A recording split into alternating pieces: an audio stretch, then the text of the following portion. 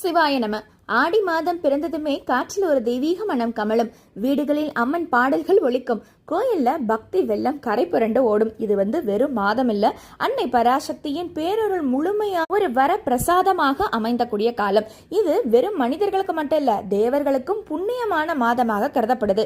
ஆடி மாதம் சக்தி மாதம் என்று போற்றப்படுது. வெறும் ஆதி பராசக்தியாம் உலகை காக்கும் அன்னையின் அழகான அற்புதமான அருள் நிறைந்த மாதம்னா அது இந்த ஆடி மாதம். இந்த ஆடி மாதத்துல இன்னைக்கு ஆடி மூணாவது வெள்ளி.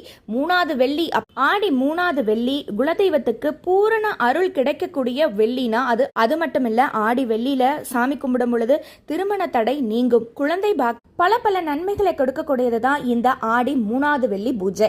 வீட்டுல பூஜை செய்து மாலையில சாம்பிராணி போட்டு பூஜை அறையில நெய் தீபம் விட்டு நம்ம அம்மனை வான்னு கூப்பிட்டா கண்டிப்பா வீடேறி நமக்கு சகல ஐஸ்வர்யங்களும் கொடுப்பாங்க. ஓம் சக்தி.